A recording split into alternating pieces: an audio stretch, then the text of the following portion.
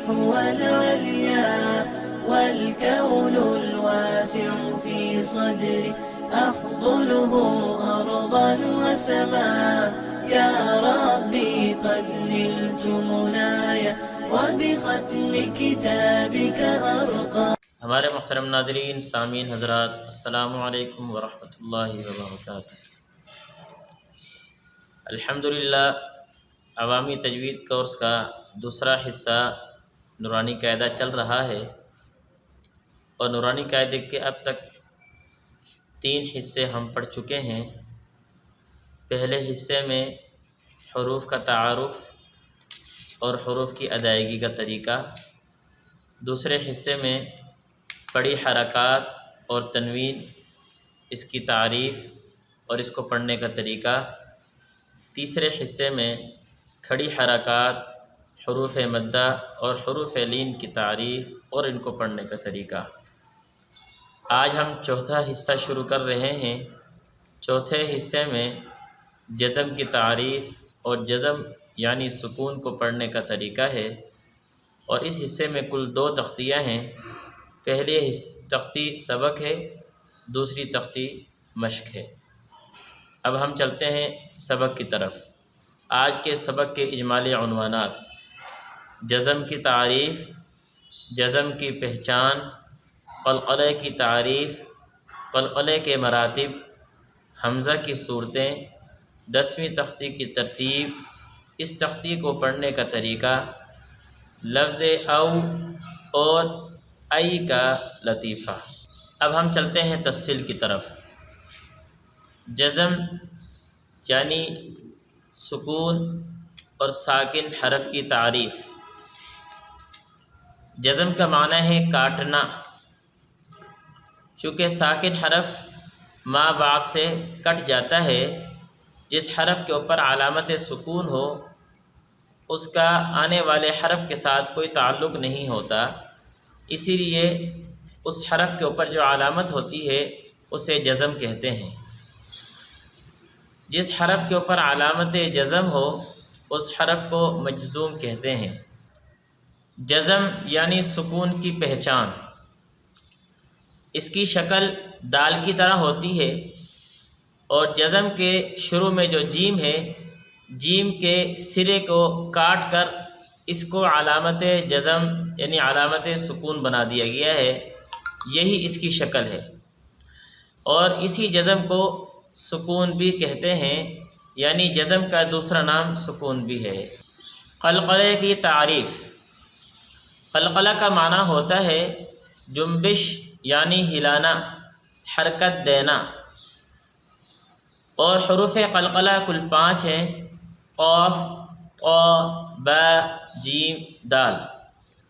اور جب یہ ساکن ہوتے ہیں تو اس وقت ان حرف کے اوپر قلقلہ کرتے ہیں، یعنی ان کو ہلا کر پڑھتے ہیں۔ جیسے حمزہ طا زبر اطو، طا ساکن ہے، اطو اس کو ہلائیں گے۔ حمزہ جیم زبر اج، جیم کو ہلا کر پڑھ رہے ہیں۔ جب یہ 5 حروف ساکن ہو تو ان 5 حروف کے اوپر قلقلہ کیا جاتا ہے۔ قلقلے کے مراتب۔ قلقلے کے 3 مراتب ہیں۔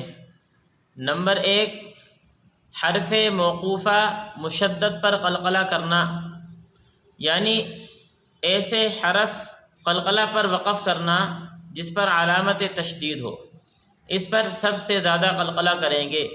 جیسے ودب، با یہ مشدد ہے اور حروف قلقلہ میں سے ہے، جب اس پر وقف کریں گے تو سب سے زیادہ قلقلہ ہوگا۔ نمبر 2، حرف موقوفہ غیر مشدد پر قلقلہ کرنا، یعنی ایسے حرف پر وقف کرنا جو غیر مشدد ہو اور حروف قلقلہ میں سے ہو، اس پر قلقلہ پہلی صورت کی بنسبت کم ہوگا۔ جیسے وقب، با ساکن ہے، اس کے اوپر ہم نے جب وقف کیا تو اس پر قلقلہ کریں گے، لیکن پہلی صورت کی بنسبت تھوڑا کم قلقلہ ہوگا۔ نمبر 3، ساکن موصولہ پر قلقلہ کرنا، یعنی ایسے حرف پر قلقلہ کرنا جو کلمے کے درمیان میں ہو، اس پر قلقلہ پہلی 2 صورتوں کی بنسبت کم ہوگا۔ جیسے قبل، با ساکن ہے، اب جب ہم نے یہاں وقف کیا تو وقف کرتے وقت با پہ ہم قلقلہ کر رہے ہیں، اس پر قلقلہ پہلی دو صورتوں کی نسبت کم ہو رہا ہے۔